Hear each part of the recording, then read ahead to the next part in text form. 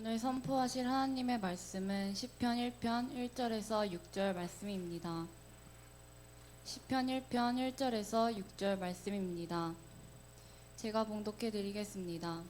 복 있는 사람은 악인들의 꾀를 따르지 아니하며 죄인들의 길에 서지 아니하며 오만한 자들의 자리에 앉지 아니하고 오직 여호와의 율법을 즐거워하여 그의 율법을 주야로 묵상하는도다. 그는 시냇가에 심은 나무가 철을 따라 열매를 맺으며 그 잎사귀가 마르지 아니함 같으니 그가 하는 모든 일이 다 형통하리로다. 악인들은 그렇지 아니하며 오직 바람에 나는 겨와 같도다. 그러므로 악인들은 심판을 견디지 못하며 죄인들이 의인들의 모임에 들지 못하리로다. 무릇 의인들의 길은 여호와께서 인정하시나 악인들의 길은 망하리로다. 오늘 저는 여러분과 함께 복 있는 사람입니까? 라는 제목으로 말씀을 전하고자 합니다. 여러분은 복 있는 사람입니까? 복 받은 사람입니까? 네. 오늘 그것을 확신할 수 있기를 바랍니다. 중국 고대 상서 홍범편에 보면은 오복이라고 하는 것을 말했어요. 수, 부, 강령, 유호덕, 고종명입니다. 그러니까 생명이 길고 오래 살아, 또 돈이 많고 부유하고, 몸과 마음이 건강하고 평안한 것, 덕을 쌓는 일을 좋아하는 것, 자기 명대로 잘 살다가 죽는 것, 이것을 오복이라고 중국 고대 문서에 써 있습니다. 누구나 이렇게 복을 받고 살고 싶고 이런 복 받는 인생을 살고 싶어 합니다. 옛날에는 며느리가 잘 들어와서 가난하던 집이 그때로부터 점차 부유하게 되고 좋은 일이 많이 생기면 야, 우리 집에 복덩어리가 들어왔다고 그렇게 어른들이 좋아했습니다.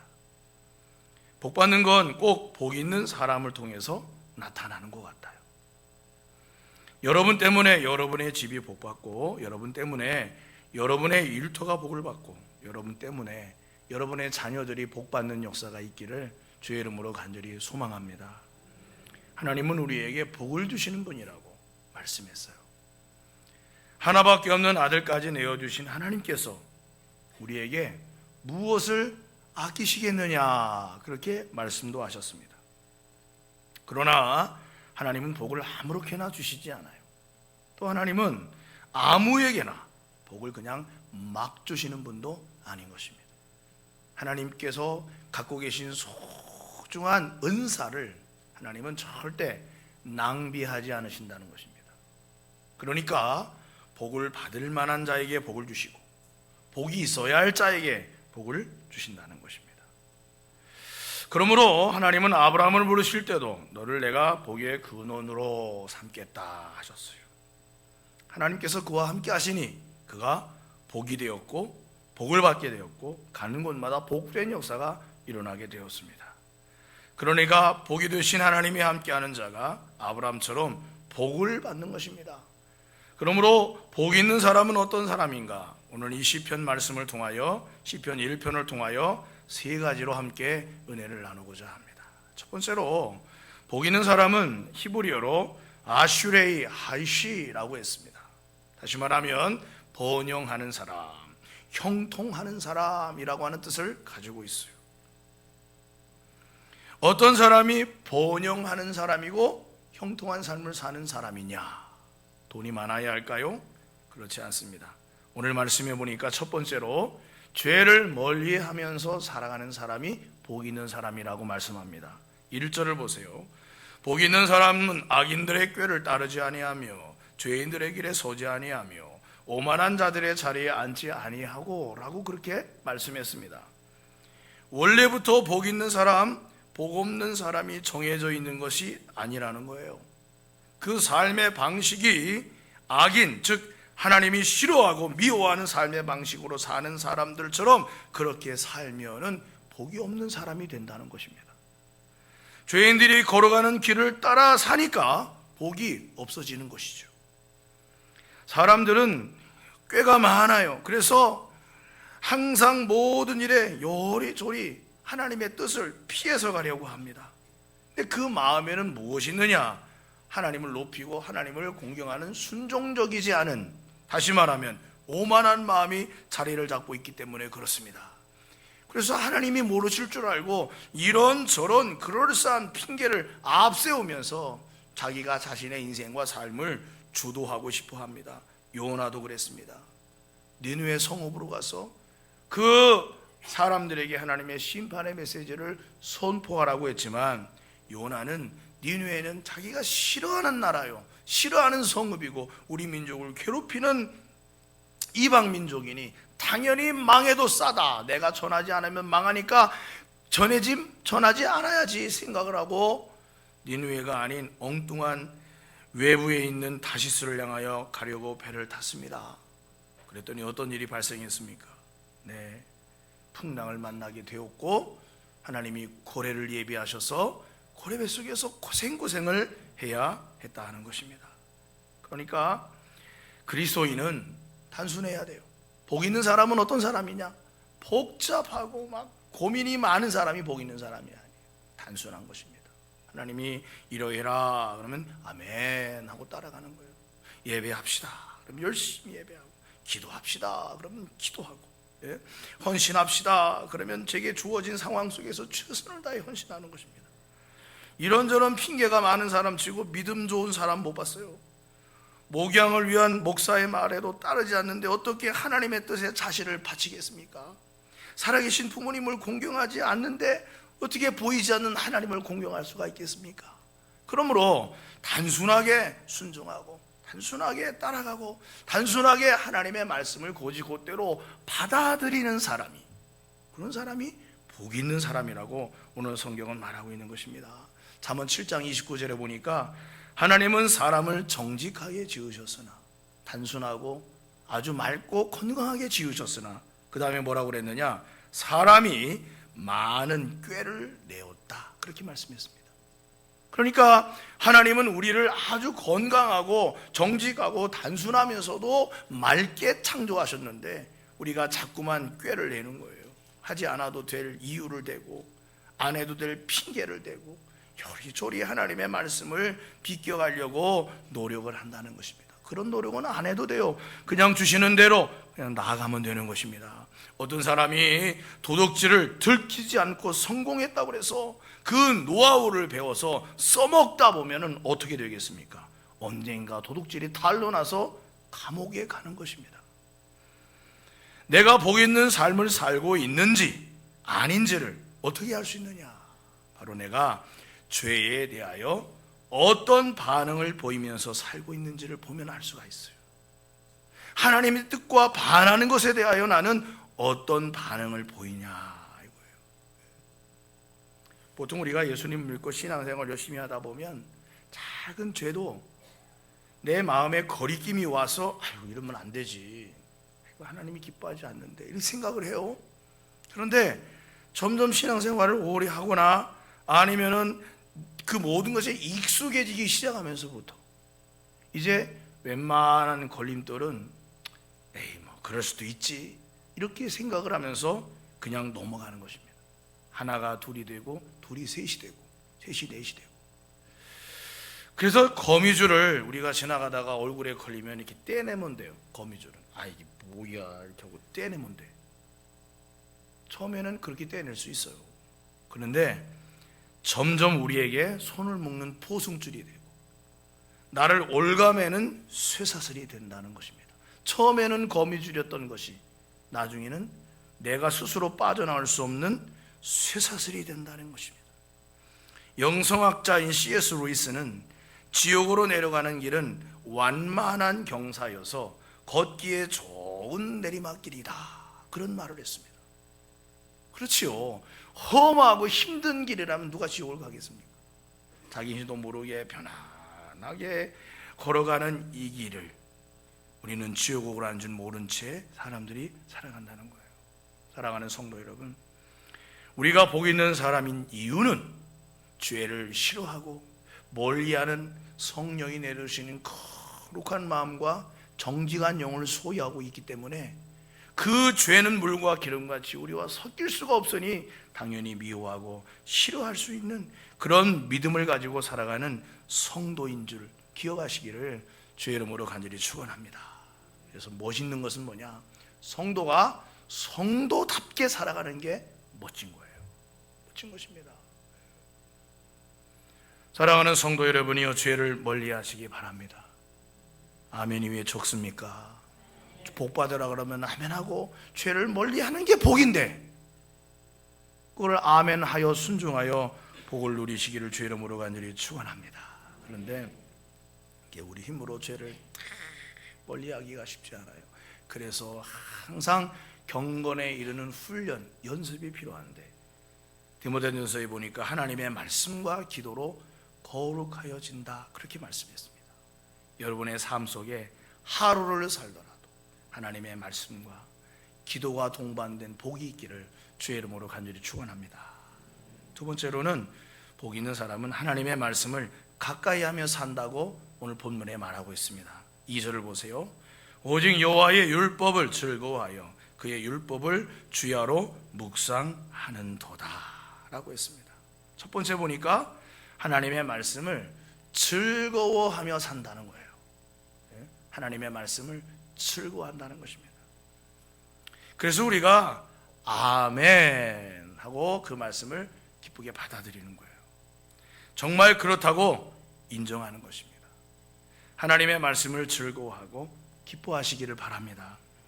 바벨론 포로에서 귀환한 이스라엘 백성들은 정말 갖은 어려움 속에서 성전을 재건을 했습니다. 사마리아 사람들의 온갖 방해에도 불구하고 고레스의 칙령이 내려져 모든 성전 건축에 필요한 자원을 확보할 수 있는 그런 권리를 부여받았음에도 불구하고 주변 사람들의 그런 갖은 모략으로 말미암아 이들에게 지원되던 모든 성전 건축에 필요한 재료가 지급되지 않도록 그 길이 막혔어요. 그래서 그들도 14년이나 성전 재건 사업을 중단했습니다. 하나님이 학개 선지자, 스가랴 선지자를 보내셔서 다시 성전을 재건해라, 성전을 재건해라, 하나님께서 말씀하셔서 다시 그 백성들의 마음에 불이 일어나 성전을 다 재건했어요. 예전에 솔로몬 성전은 정말 아주 휘황찬란하고 멋진 성전이었지만 바벨론 포로에서 돌아와 지은 성전은 사실 그 성전에 비하면 아주 작고 볼품없는 성전이었습니다. 다 성전을 짓고 나서 학사 에스라가 사람들을 모았어요. 사람들이 성전의 수문이라고 하는 그 문 앞 광장에 모였습니다. 그런데 놀랍게도 백성들이 이른 아침 동이 트기 전에 그곳에 와서 앉아서 학사 에스라가 전하는 말씀을 기다리고 있었어요. 그리고 학사 에스라가 동이 틀 때쯤부터 시작하여 하나님의 말씀을 전파하는 것입니다. 율법을 낭독하는 것입니다. 백성들이 자리에서 벌떡 일어나 그 말씀 하나가 낭독되고 선포될 때마다 아멘 하면서 자리에 엎드러져 그 말씀을 받았습니다. 눈물을 막 흘리는 것입니다. 하나님의 말씀을 그렇게 받은 거예요. 지난날 바벨론 포로 70년을 살았던 그 고충의 세월을 생각해보고 이곳에 돌아와서 성전을 재건하라 겪은 고충을 생각하면서 이제서야 하나님의 율법의 말씀을 제대로 들을 수 있는 이 귀한 은혜, 이 귀한 말씀을 받는다고 생각하니까 즐겁기도 하지만 눈물이 앞을 가린 것입니다. 그래서 그 말씀을 받을 때 그들은 모두가 다 힘을 아파요. 아멘 아멘 하면서 그 말씀을 받는데 그 말씀이 그들에게 기쁨이 되었어요. 레위인들이 에스라가 선포한 그 말씀을 일일이 사람들에게 설명을 해주고 해석을 해줘서 사람들이 막 눈물을 흘리며 울었습니다. 그때 느헤미야 선지자가 백성들에게 이렇게 말했어요. 울지 마라. 여호와를 기뻐하는 것이 너희의 힘이니라 그랬습니다. 네. 하나님을 기뻐한다는 건 뭐예요? 하나님의 말씀을 기뻐하는 것입니다. 하나님의 말씀을 갈급해하고 그 말씀을 받는 것을 즐거워하는 것이 하나님을 기뻐하는 삶이라 하는 것입니다. 사랑하는 성도들이여, 말씀을 들어도 아멘이 잘 나오지 않아요. 나도 모르게 내 속에서 역반응이 생기는 것입니다. 네? 너 그렇게 살지도 않잖아. 네가 입으로 아멘을 해본들 무슨 소용이냐. 너 그렇게 살지 않을 거잖아. 내 삶을 봐봐. 앞뒤로 다 우겨 싸고 내가 살아가는 삶이 얼마나 힘들어. 그 말씀이 아멘 해본들 나한테 무슨 소용이냐? 왜 그렇게 영혼이 낙심에 빠져 있고 무기력에 빠져 있습니까? 하나님의 말씀은 살아있는 생명의 검과도 같다 그랬고, 여러분 메마른 땅에 살아가는 삶의 양식이 된다 그랬고, 하나님의 말씀은 생수와도 같다 그랬고, 하나님의 말씀은 우리를 치료하는 능력이 있다고 그랬는데 왜 하나님의 말씀에 대하여 기쁨을 잃어버리셨습니까? 왜 하나님의 말씀에 대한 사모하는 마음을 잊어버렸습니까? 여러분의 마음을 짓누르는 영혼의 죄책감이 무엇이고 죄의 무게감에 얼마나 짓눌려 있길래 하나님의 말씀이 기쁘게 들리지 않는 것입니까? 사랑하는 성도들이여, 하나님의 말씀을 즐거워하는 신앙이 되시기를 주의 이름으로 간절히 축원합니다. 여러분이 어떻게 구원을 받았어요? 말씀을 듣다가 구원을 받은 것입니다. 믿음은 어디서 난다 그랬느냐? 로마서에 보니까 들음에서 나고, 들음은 그리스도의 말씀으로 말미암는다고 그랬습니다. 우리가 연약하고 힘들 때마다 여러분 무엇을 통해 위로와 힘을 얻었습니까? 하나님의 말씀입니다.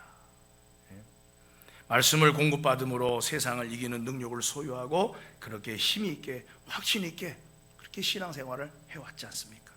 그렇습니다.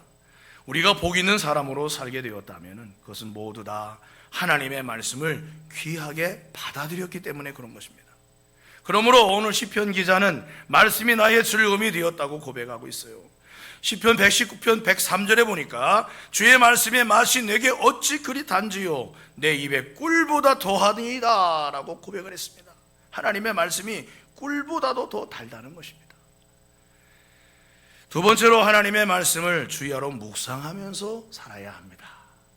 여러분 통계에 의하면 교회 다니는 사람들 중에 52%는 주일날만 성경을 펼쳐서 본다고 합니다. 한 주간 내내 성경을 읽지 않고 살다가 다음 주일 교회에 와서야 성경을 펼쳐보는 것입니다. 그래서 그런가 성경이 1년 365일 새 성경 같아. 여러분 옆에 사람 성경 보세요. 새 성경 같은지 헌 성경 같은지. 새 성경인 사람은 의심해 봐야 돼. 어제 샀다 그러면 의심 안 해도 돼. 여러분 하나님의 말씀이 여러분의 삶의 최고의 약입니다. 그래서 신약과 구약 있잖아요.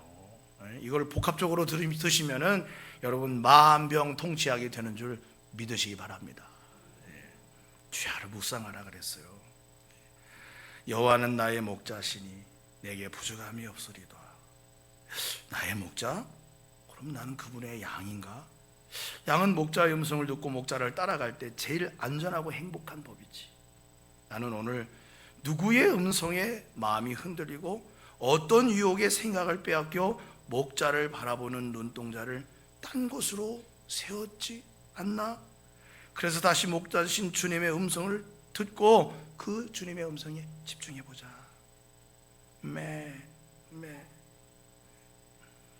부족함이 없다고 했어. 부족함이 없다고. 주님을 따라가면 부족함이 없대. 왜 부족함이 없다고 했을까? 예수님 믿어도 나는 부족한 게 많던데. 돈도 부족하고 능력도 부족하고 건강도 부족하고 힘도 부족하고 다 부족한데 어째서 부족함이 없다고 했을까? 다 채워주시기 때문인가? 아니면 주님만 있어서 좋다는 건가? 주님 한 분 때문에 만족한다는 건가? 그럼 나는 무엇에 만족하며 살지? 내 만족은 무엇이지? 이렇게 자꾸만 되새김질 할수록 말씀이 내 속에 들어와 내 영을 치료하고 고치고 회복시키고 옳은 길로 붙잡아주는 힘이 생기는 거예요. 나는 무엇이 만족하지? 밥 2그릇이면 만족하나? 금수저로 먹어야 만족하나? 30평 아파트에서 40평 아파트로 가야 만족하나? 아니지. 주님이 목자 되셔서 능히 좋은 길로 푸른 초장으로 맑은 시냇물가로 나를 인도하실 텐데 너무 좋은 거지. 생각하고 또 생각하고 이것이 말씀을 그냥 내 속에서 그냥 씹어먹고 되새김질 하듯이 매일같이 그렇게 살아갈 때 세상에서 만족을 누리지 못하더라도 이상하게 기쁘고 감사한 거예요. 이게 묵상의 힘인 거예요. 하나님의 말씀을 생각하고 생각하는 힘인 것입니다. 여호수아는 어디서 하나님을 향한 믿음이 생겼을까요? 주님 말씀하셨어요. 모세를 통하여 내게 준 율법을 주야로 묵상하여 그 가운데 기록한 대로 지켜 행하라 그랬습니다. 사랑하는 성도 여러분, 우리가 먹는 밥이 우리의 주 양식이 아니라 하나님의 말씀이 주 양식이 되어야 할 줄로 믿습니다. 밥을 드실 때 입안에 넣자마자 목으로 넘기는 분 있어요? 큰일 납니다. 잘근 씹듯이 하나님의 말씀도 생각하고 또 생각하고 되새김질하고 또 되새김질해서 여러분의 영양가 있는 생명의 양식 되기를 간절히 소망합니다. 요즘에는 스마트폰에도 앱이 잘 돼 있어요. 그래서 이상한 앱만 깔지 말고 여행 어디가 좋으냐 그런 앱들도 많고 호텔이 어디가 좋으냐 그런 앱들도 많아요. 그런데 성경 말씀을 읽어주는 앱도 있어요. 제가 좋아하는 것은 성경이 있는 신권사 좋아합니다. 제가 언제 한번 단톡방에 올렸죠. 그 신은경 아나운서였던 분이 나긋나긋하고 아주 좋은 목소리로 읽는데 어제 저는 전도서 말씀을 1장부터 12장까지 그분이 들려주는 음성으로 제 방에 목양실에서 들으니 얼마나 좋은지 너무 좋더라고요. 여러분도 읽기가 어려우면 들으시기를 바랍니다. 듣는 것도 복이에요. 하나님의 말씀을 읽기가 어렵다면 들어서라도 여러분의 귀와 마음에 하나님의 말씀이 채워지도록 하나님께서 복을 내리시기를 주의 이름으로 간절히 축원합니다. 말씀을 묵상하다 보면 마음이 새겨지게 돼요. 그 말씀의 지배를 받게 돼요. 말씀을 묵상하게 되면 세상의 유혹을 물리치고 승리할 수 있는 힘이 생깁니다. 말씀을 묵상하게 되면 성경적인 사고를 하게 돼요. 무슨 일을 할 때든 무슨 일을 만나든 먼저 하나님의 말씀에 비추보고 나가니까 실패하지 않아요. 결정적인 순간에 하나님의 은혜와 복을 누릴 수 있게 된다는 것입니다. 그러므로 하나님의 말씀을 묵상하고 읽고 가까이 하시기를 축원합니다. 세 번째로 복 있는 사람은 열매를 맺고 형통하게 된다. 성경은 말하고 있습니다. 3절을 보니까 그는 시냇가에 심은 나무가 철을 따라 열매를 맺으며 그 잎사귀가 마르지 아니함 같다. 그렇게 말씀했어요. 그래서 그가 하는 모든 일이 다 형통하리로다 라고 말씀합니다. 이 열매를 맺으며 산다는 거예요. 여러분, 아무리 땅에 좋은 곡식을 많이 심어도 열매를 거두지 못하면 그것은 축복이 될 수 없어요. 성경은 우리에게 열매가 중요하다는 것을 엄청 강조합니다. 복이 있는 사람은 하나님께서 맺게 해주시는 분명한 열매를 그 삶에 가지고 있는 것입니다. 때를 쫓아 베풀어 주시는 하나님의 사랑과 복이 있고요, 또 특별히 기도함으로 하나님을 의뢰할 때 하나님께서 그 기도에 응답하시는 것입니다. 아브라함의 조카 롯을 생각하고 드린 기도에 소돔과 고모라 성이 멸망하는 중에 하나님이 성경에 보니까 아브라함을 생각하셔서 롯을 건져내셨다 그랬어요. 내가 드린 기도 때문에 어떤 일을 행하시기 전에 그 기도에 하나님께서 응답하지 않을 수 없는 거예요. 이렇게 말씀드리면 좀 죄송하지만 우리가 드린 기도에 하나님이 소위 말하면 매이신다는 거예요. 듣지 않을 수 없고 응답하지 않을 수 없는 것입니다. 그러므로 하나님의 응답을 바란다면 기도할 수 있기를 바랍니다. 성경에 보니까 한나가 기도했어요. 그랬더니 하나님, 내가 아들을 주시면 아들을 내가 하나님께 나시린으로 바치겠습니다. 하나님께서 한나의 기도를 들으셨습니다. 그리고 엘가나와 동침할 때 하나님께서 한나가 기도했지. 그래서 한나를 생각하셔서 한나가 드린 기도를 생각하셔서 그에게 나시린으로서 하나님께 헌신할 귀한 일꾼 될 아들을 주셨는데 그게 사무엘이었습니다. 여러분이요, 그러므로 하나님께서 주시는 열매가 있는 신앙의 삶을 사시기를 주의 이름으로 간절히 축원합니다. 그게 복받는 삶이라는 것입니다. 또한 복 있는 사람은 잎사귀가 마르지 아니한다 그랬어요. 여러분, 잎사귀가 마르지 않는다는 게 뭐예요? 잎사귀가 마르지 않아야 열매를 거둘 수 있는 것입니다. 잎사귀 없이 열매를 거두는 식물은 세상에 아무것도 없어요. 다시 말하면 그는 물가에 심어진 나무가 그 뿌리를 강변에 뻗치고 더위가 올지라도 두려워하지 않고 잎이 청청하고 가물은 해도 걱정이 없고 결실이 그치지 아니함이라 그랬습니다. 다시 말하면 신앙의 모습을 항상 푸르게 유지하고 살아가는 것입니다. 오늘 이 신앙이 우리 안에서 충만하면 얼굴빛도 달라져요. 그 사람의 행동과 제스처도 달라지는 것입니다. 아이고, 세상 온갖 짐을 다 지고 걸어가는 사람처럼 우리는 이렇게 걷지 말아야 돼요. 또 교회 와서 인상을 그냥 온갖 인상을 다 쓰는 분들이 있어요. 간혹 보면은 옆에 분 한번 보세요. 인상이 어떤가? 좋아요? 아, 예, 여기 좋은가 보네. 예. 왜 교회 와서 인상을 씁니까? 하나님이 나에게 도움을 주실 줄로 믿습니다. 아무리 힘들고 아프고 어려워도 하나님은 나의 생명이시오. 내 삶의 주인 되심을 나는 믿습니다. 나를 버리지 않으시고 나를 회복시켜 주실 줄로 믿습니다. 잎사귀가 푸르러야 돼요. 마음가짐과 자세가 푸르러야 돼요. 예수님 믿으면서 왜 주눅 들고, 예수님 믿으면서 왜 절망하고 세상 다 잃어버린 것처럼 그랬습니까? 오늘도 하나님의 은혜가 여러분에게 넘치고도 넘쳐 여러분의 삶의 자세가 푸르르고 날마다 푸르르기를 주 이름으로 축원합니다. 형통한다 그랬어요. 형통한다. 여러분, 형통이 뭘까요? 며칠 전에 우리 아이들과 함께 교회 마당에서 술래잡기를 했습니다. 더운지만은 밤에 나가서 좀 운동하자. 술래잡기를 막 했어요. 우진이가 술래였습니다. 갑자기 술래하다가 말고 하늘을 보더니 아빠 일론 머스크 위성이야 그러더라고요. 그래서 그게 뭐냐? 그거 봤더니 밝은 빛 4개가 5개인가 쭉 일렬로 이렇게 하늘을 가르며 가는 게 보이더라고요. 나는 그게 뭔지 도무지 몰랐고 관심도 없었는데 우리 아들이 얘기를 해서 보니까 정말 그렇더라고요. 알고 봤더니 일론 머스크가 쏘아 올린 위성이 저 하늘 위에만 3,000개인가 4,000개인가 있다는 거예요. 지금까지 90의 우주국에서 쏘아 올린 2022년 12월 22일까지 쏘아 올린 우주 로켓 수가 6,340개라고 합니다.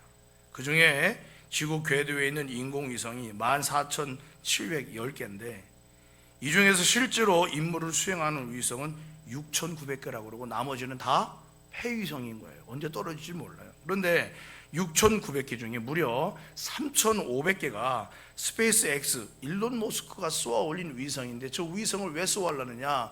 지구상을 저렇게 덮는 거예요. 그래서 스타링크라고 하는 인터넷망이 형성이 되는 것입니다. 그래서 어느 곳에서든지 다 인터넷을 할 수 있게 산꼭대기에서도 되고 숲으로 가도 되고 일론 머스크가 그렇게 만든다는 거예요. 야, 어떻게 저런 발상을 할 수 있을까? 돈도 많고 똑똑하기도 하고 세상에서 일론 머스크라는 사람을 모르는 사람이 없을 정도로 우리 우진이 초등학교 2학년짜리도 알고 있으니까 야, 형통한 사람이다. 그런데 이렇게 미래 혁신적인 사람을 성경은 형통하다고 말하느냐? 아니라는 것입니다. 세상에서는 인정받고 명망 있고 대단하다고 추앙받을지 모르지만 진실로 형통한 사람은 하나님 뜻에 자신의 발걸음을 맞춰서 걸어가는 사람이 진실로 형통한 사람인 줄로 믿습니다. 아브라함은 그 사실을 알고 롯은 저 좋은 땅을 선택하여 갔어도 가나안 땅에 거하며 약속을 지키며 그렇게 살았어요. 그랬더니 하나님께서 그 삶을 망하게 하셨습니까?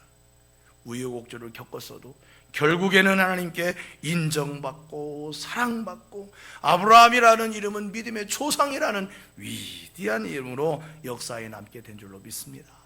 또한 예수님이 천국 복음을 얘기하실 때 거지 나사로가 죽어 누구 품에 안겼다 그랬습니까? 천국에 있는 아브라함의 품에 안겼다 그랬어요. 아니 왜 굳이 하나님 품이라고 그러지 예수님은 아브라함 품이라고 했을까?